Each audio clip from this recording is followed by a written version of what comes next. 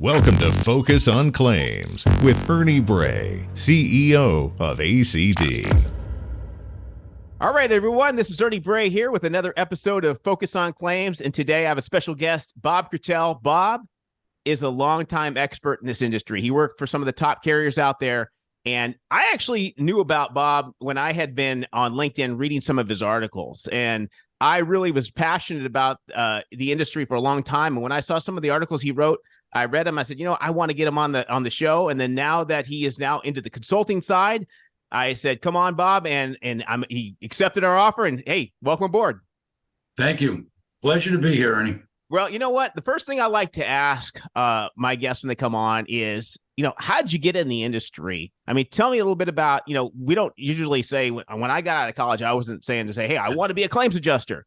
But I ended up in the industry and got passionate about it and went on. So what's your story? Tell us about it. It's probably like a lot of folks. I graduated high school, went away to college, got a degree in business, had no clue what the world was about at all.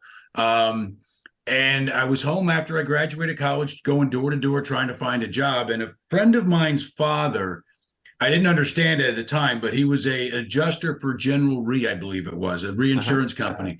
And I was over at their house one day, and he mentioned he was going on a business trip because he was investigating a claim involving a football helmet, a Rydell football helmet. And I said, what do you got to do? He goes, well, I got to go talk to a bunch of players and coaches about sports. And I'm a big sports fan and play a little football and all. So I was intrigued. And he said, well, if you really think this is something to do, go get a job with Liberty Mutual Insurance Company. And so I did. I was living in New Jersey, got a job with them, started in New York City, and fell in love with the industry. I was an investigator. I was a philosopher. I was a litigator.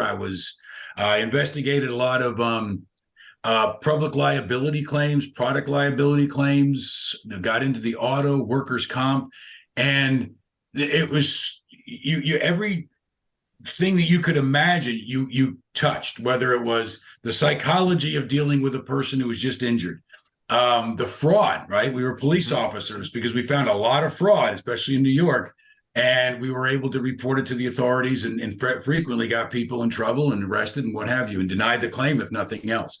So that just got me hooked on the industry. And as I evolved through it and moved on to other companies in other states, I've come to appreciate that I really do believe that it is one of the most important industries in our economy.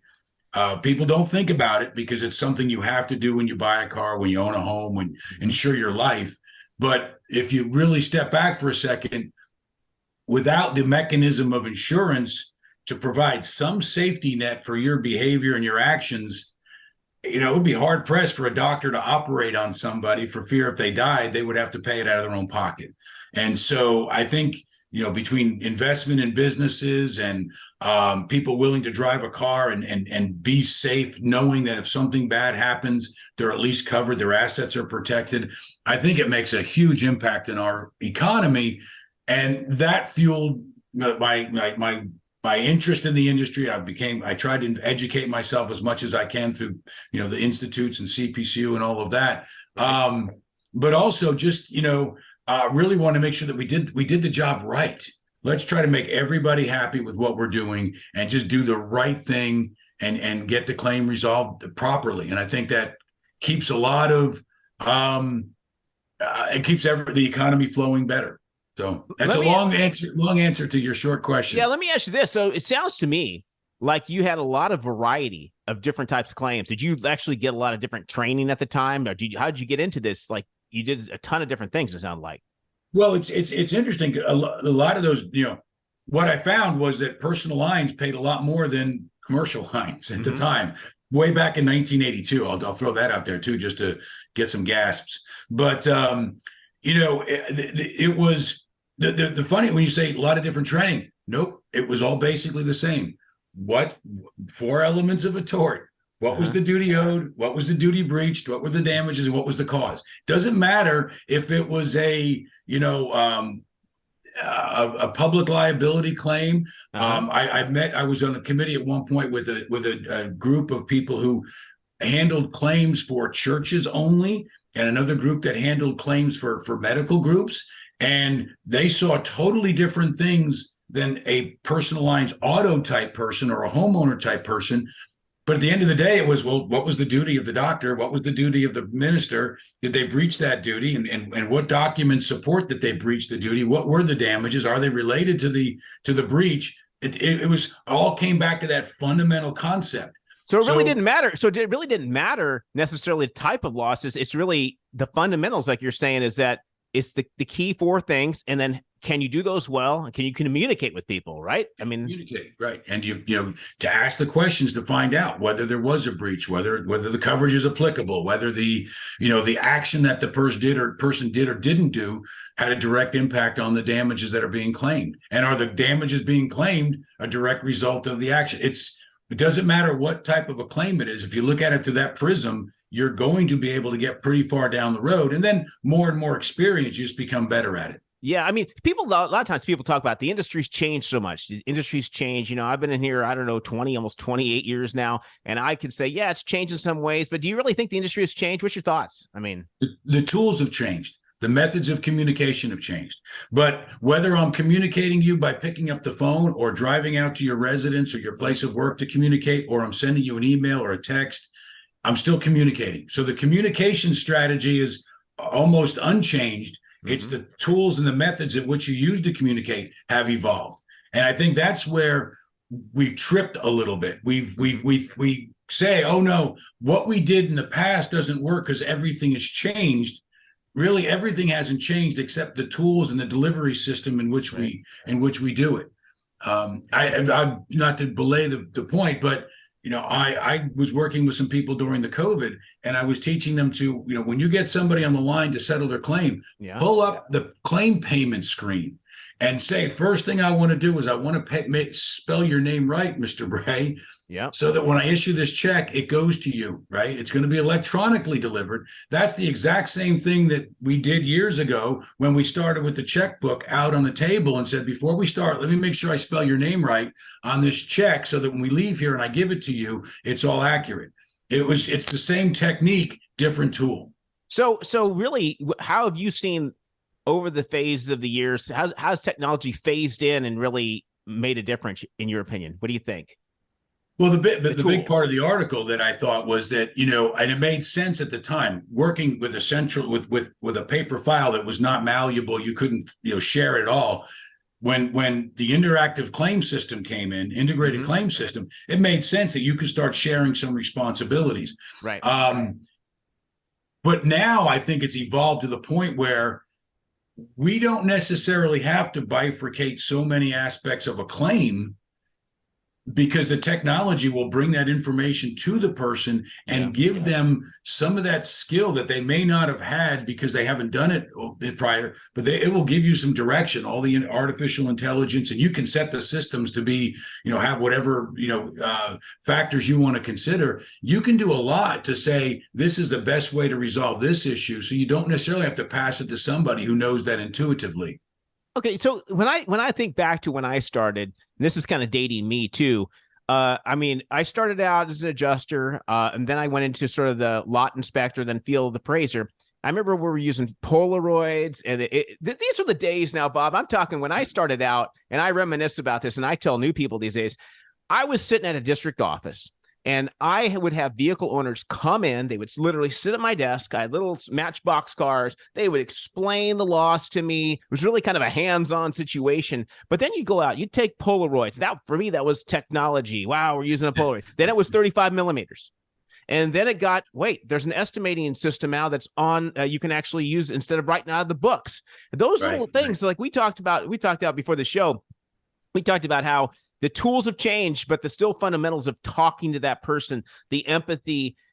You know, I feel in my way that the industry, there was that change where I feel like we were a generalist at the time. You knew a little bit of everything. And then there was that shift. And I don't know what year, when do you feel there was a sort of that shift of siloing people? It kind of came. When did that come, you think? Well, at one point, let's say it was the mid to late 80s is when I recognized. In fact, one of my jobs, I'll name names. I left Liberty Mutual, went to work for State Farm in North Carolina.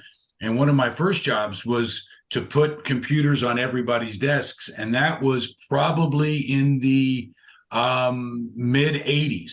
Mm-hmm. And at the time, all you could do was send emails to inside the office to each other. And eventually it kept going. So late 80s, early 90s, you saw that you could share stuff much more readily. And in some environments, it was awesome. So, for example, cars, particularly auto claims, are not always happening in the same jurisdiction. So I might have a person who was traveling. The person that was injured might live 200 miles away. It's a lot easier for me just to click a few buttons and send that assignment and have the person 200 miles away see all the same things that I put in the file. Right. That's awesome.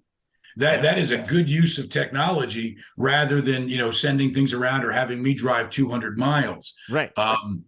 And so that's when it became very commonplace, I think, to say, okay, now we're going to have people just do one thing over and over again, and they can immediately share it with somebody down the line who can now take that piece of information and do something else with it. But that's when you say the centralization sort of happened then, right? That's when the centralization really started to right. And I think there were some consultants that came out and really advocated for that. They said, this is a way to make your insurance company better. This is the way to, streamline things. This is a way to get things done faster. And I don't disagree with that at all. I think at the time it was probably very, very appropriate. Again, I was in management in those years, but I can tell you I wasn't necessarily involved in some of the major workflows. But I think it certainly made sense that I would do this. And then once I knew that it was an auto or it was an injury, I would give it to somebody else. And that's all they did was resolve those things. Without a doubt, they're going to have some efficiencies. Yeah. When I look back at it, and I'm talking about mid 90s now for myself. And right. I really feel the training that I got during that time was really good. I felt that the people that did the training with me, and I think there was a real focus on the customer. I thought I learned a lot about the different aspects of the claims process, which kind of, for me, made me feel like I was a part of the entire thing. Even though I didn't necessarily handle all of it, I kind of knew every phase of it. And then I feel when I, moved on in the industry, I started to see the change myself even more dramatically with a lot of the insurance companies where they really siloed a lot of adjusters off, where they became doing more of a repetitive job every day. And I think maybe have lost some of the connection to the process. Do you sort of see that too? I definitely see that. Well, I've been involved in training, throughout my career. I've always been asked to be one of the trainers to come in and help with recorded statements or some aspect of the claim. Right. And the one thing that I can, my take on this is, when I went through 3 weeks of training originally, the technology that I had to learn was that once my ink level on my ink pen dropped down, you just get a new pen. That was your technical training. And then everything else was about the 4 elements of a tort, the people relationship, how you get people to agree to talk to you when it may not be in their best interest and they're nervous, and how to look for the evidence that might turn the claim one way or the other. What I've seen happen, we still have 3, maybe 4 weeks of training in most companies, and I talked to quite a few, but you have to spend a good 90% of that. Here's how we record to the file. Right. Here's how you have to do this. The other part of it, Ernie, which I think is what I was very involved in process at my last role. And when you have to transfer things so many times to so many different people, the process becomes so important because I have to measure what you're doing. You have to do things the right way so the next guy can do it. And claims don't always fit into a nice, easy box. That's right. That's true.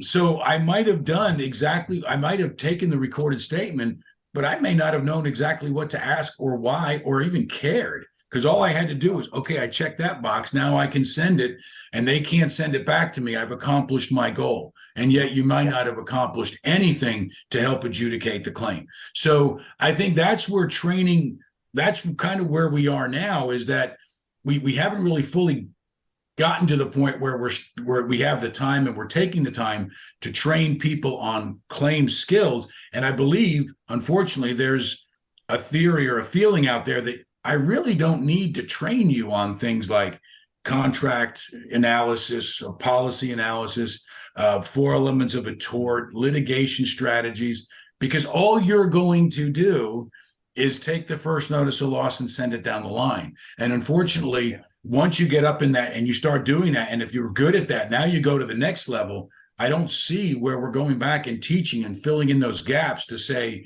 hey, this is what you're really trying to, you're really protecting the assets of an insured. That's what you're doing. And the only way you can do that is to gather information early on. I think you're right. And I think also for job satisfaction for somebody coming in the industry, if they see the pattern, the path of where things are going, it gives them more motivation, I think, to stay in the career. I mean, that's in the industry we're at. A lot of people have left the industry. And I think this kind of leads to me where I want to focus on your article that you just wrote about decentralization. Yeah. Go ahead and tell me a little bit about that, where you see that can be a great thing. Well, thanks. It's something I've been kind of, passionate about, because I do believe that we attract good, strong, solid people. And I was involved in a lot of interviews, a lot of people. When you start talking about the fact that, in the morning, you're going to be a doctor, you're going to be a psychiatrist, you're going to have to deal with sad things. Somebody may have lost a loved one, and you're going to have to resolve that claim. You're going to have to be empathetic. You're going to have to do all of those different things. To your point, I think we could keep people. I see people leave the industry because, one of the most difficult things for a caring person to say is, "I don't know what to tell you. That's not my role. That's not my job. You have to have Johnny call you back. If Johnny's not calling you back, I'm sorry, I can't help you."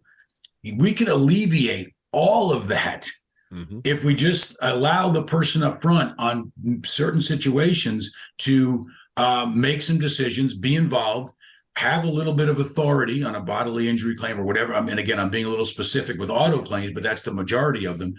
But to be a little bit more specific, one of the things that I see, and I was very involved in auto physical damage in my last role.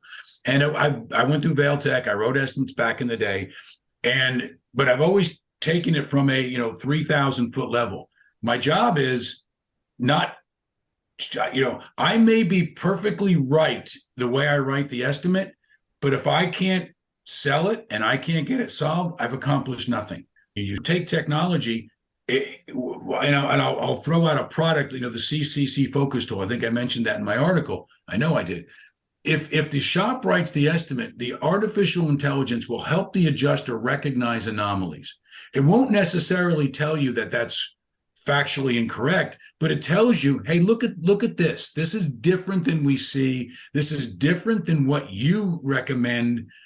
Go do some investigation. And let's not forget, that's what claims is, investigating. Right. Exactly. Make some phone calls. Call the shop, call another shop, find out why that is, negotiate with the shop, work it out with the owner, come to an agreement.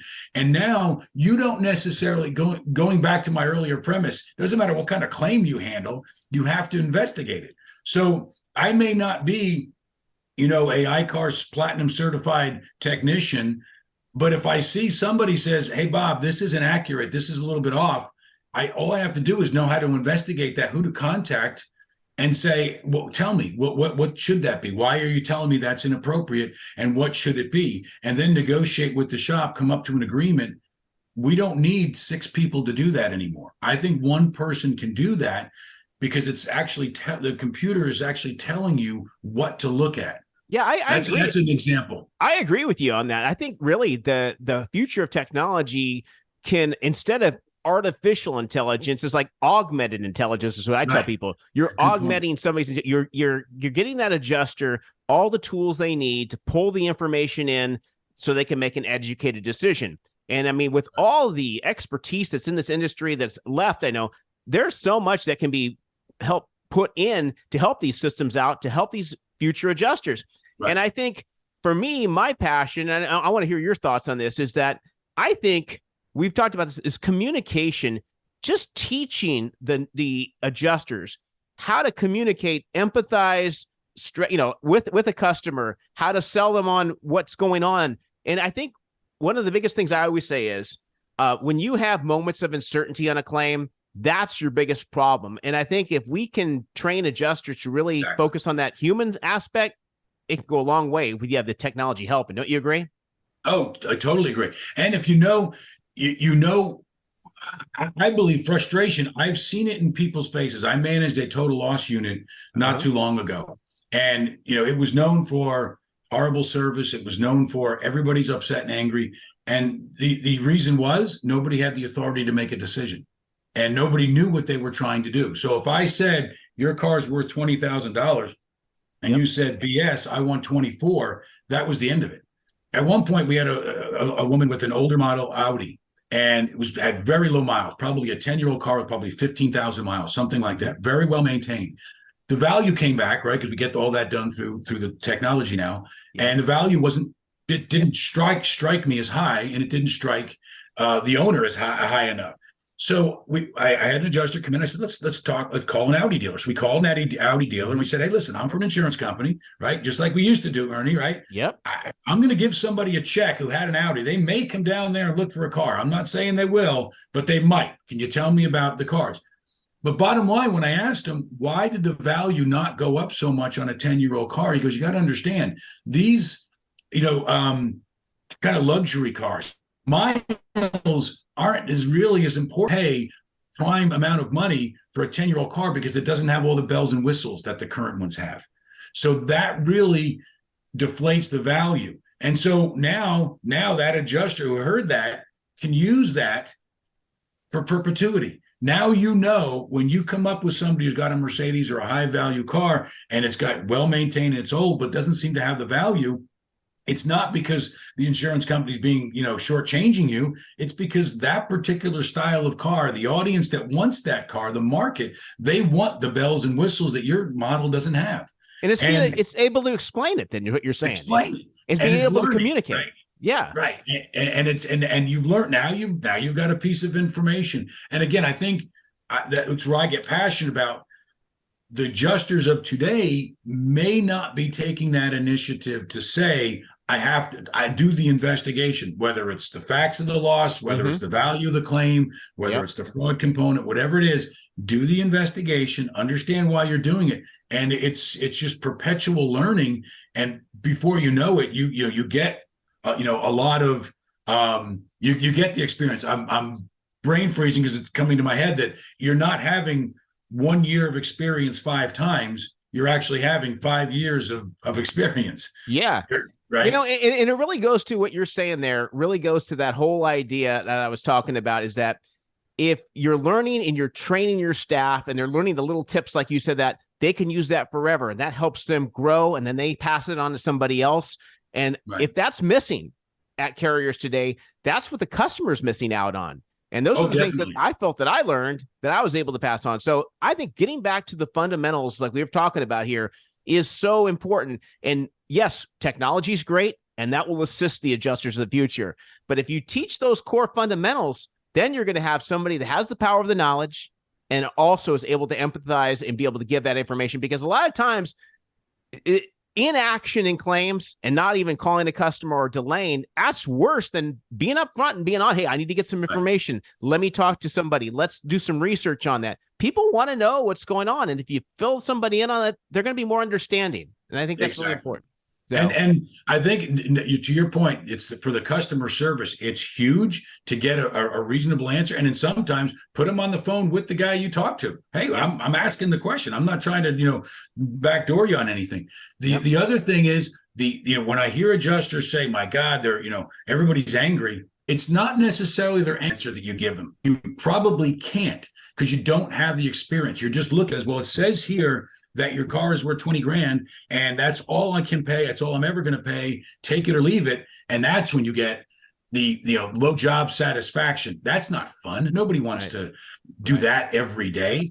Yet if you learn about what you're talking about and you invite them on the call with the shop, and I'm a big believer in 3-way calls. Tell me, let's have it. Let's talk on the phone right now. Let the owner have their say. And it's just, it's frequently called creative. Yet it's the way we learned before we had some of the technology that we have now. Exactly. Hey, Bob, so I see a lot in the news, obviously about AI, how it's going to eliminate jobs. It's going to be the future of everything, and humans are going to be removed from a lot of processes. When it comes to the AI estimating, do you think it's going to be more of an assisted tool, or is it going to be more of one that's going to just write the estimate, no humans involved? What's your kind of thoughts on that? I think at this stage, it's going to start off, it's just going to assist. It's going to help the adjuster understand what to look for, what the computer recommends based on a whole lot of data points. It will continue to evolve and get better and better. Yep. I think one of the challenges that I see is it's a great tool. I'm a big fan of it. You can get a claim paid very quickly. Yeah. It may not be a complete estimate, but again, if it's enough that a person can go to a shop and get the repairs done, it satisfies your obligation to pay the claim. I'm not advocating shortchanging anybody. And if there's a supplement, by all means, open to it, look at it and do it. And you can make it and your adjusting staff to say, okay, I'm looking at the photos. I push the button for smart estimate for CCC, for example, and it's giving me a reasonably good estimate. That's a good start. That may resolve a significant amount, especially if the damage is under $2,500 or so. That may go a good percentage of your claims of that value resolve quickly. But if you're using it to save money as an insurance company, you say, let's write them as cheap as we can and hope they just take it and leave. I think that's the inappropriate way of using today's technology. I think the key here is to be focused on what's best for the right outcome for the right claim. You got to make sure you're right and accurate. You got to make sure tools are assisted tools that can help. But I think ultimately you're still going to have that human factor that's going to be there to help really make the final decisions. So it's an assisted tool. Yeah. And I think that's where the expertise comes in, back to the training. So what do you see the future of the whole, what would be the dream vision of the entire claims process of where you see it going in the future, like where it can head? Well, I don't know if I have a dream yet, but the one thing I definitely see, I do believe the manufacturers are continue to get into our space, whether it's, Toyota and Tesla writing their own insurance on the car, or at least the first notice of loss. Almost all the cars being, sold today, the vast majority have an app from the manufacturer that will notify you when your car's in an accident. And that's going to be the first start of the first notice of loss. They get the first notice of loss before the insurance company. And there's been some efforts, I was even involved in some, trying to get us involved, get the insurance company piece involved with that first notice of loss. So I think that's a big part of it. And the manufacturers clearly want to get the owner of the car to the shop of the manufacturer's choice, right? So I think if we can continue to fight that battle as a carrier, or we can get on board. And I know at one point that was my big focus, was saying, if Ernie has a Ford and Ford wants you to go to Johnny Schlabotnik, by all means, I want you to go there too. So let's hook up with Johnny Schlabotnik and say, let's get this, let's get in a relationship where we can get that you treat us in a reasonably fair manner and make it worth our while too, that we don't have to pay, over what it should cost to fix the cars. Insurance companies have to be viable. They have to manage that expense more than ever. As we wrap up here, I just want to talk a little bit about what you're doing. Tell me about what your services are, what you're consulting. Tell us about how you work with carriers and how you run your business. Yeah, thank you very much. It's been actually pretty brisk. I've been involved. I love the industry, so that's what's kept me in it. One of the things that I've been really focusing on is getting in front of an audience. I had a presentation not too long ago, and talking about the fundamentals of claims. A lot of it is very, very basic, but we've actually taken it to, course 201 now, where we take it one step further and we talk about casualty claims and can help resolve those faster by doing some things up front, getting witness statements, asking a few key questions. And, one of the things that I always tell all the classes and the folks that I'm talking to is, this is not 100%. You're not going to ask an additional piece of access a piece of information day one, and 100% of the time you're going to save money. It's about 1 out of 12. But that 1 out of 12 is what keeps you from paying as much as the carrier down the street, or increases your subrogation, or minimizes your BI exposure. Adjusters today are really much more process driven because of the centralized models. They're not adjudication driven. They're not thinking like, hey, if I'm testifying in front of a jury, what question should I have now, day two after the accident, or day one, that will help me understand what took place? It's why one of the things I advocate, and I've done a few mock trials with people, is to say, if you go see a trial, your day one of training should be look at what happens in trial. When they start asking all these specific little questions, when did you see? How far did you see? Now you bring that into the first notice of loss investigation, and suddenly you're going to find that you're going to be able to intuitively start asking the questions and building on that and using that expertise without having to have somebody feed you those questions. I've had a few people talk to me about some specific areas where I think you could give a person a little bodily injury authority early in the claim process, rather than, because a bodily injury claim never goes down in value; it only goes up. Yeah. And so, if you recognize that there is something there, it's legitimate, and you have a good rapport with somebody because you're taking care of the physical damages portion of the claim, just make the offer. And there's not that much risk there. I think a lot of us are afraid that, oh my God, we're going to be giving away the farm. But I think with the way severity has risen, people are a little bit more open to saying it's risky, but I'm willing to give it a try if I can, hold down some of these claims. And I think the other big piece is the subrogation piece. People forget that. But if I can, in a pure comparative negligence environment, if I can save 10% on, 20% of my claims, suddenly that turns out to be millions of dollars annually. And it's not that difficult to do if you just get the right information. Yeah. So how can somebody get a hold of you? If they want to work with you, how can they get a hold of you? What's your contact information? The best information is on LinkedIn. I am on LinkedIn. I'm trying to be pretty active there. That's been my marketing tool so far. I can give you my email address so they can contact me directly. It's rcretel, CRETEL, the number 1 @gmail.com. And I've had a few people reach out to me there, and I keep in contact with a lot of people I worked with in the past. So it's kind of fun to just keep my finger on the pulse of what's going on. And then finally, my telephone number, 714-323-1022. It's been great speaking with you today, Bob. And you know what? If anybody wants to get a hold of Bob, contact him on LinkedIn, his phone number and email, and definitely follow him on LinkedIn. He's got some great articles, great industry expert, and feel free to reach out to him anytime. And Bob, it's great having you on. Thank you very much, and I really appreciate it. Great conversation. This has been Focus on Claims with Ernie Bray, President and CEO of ACD.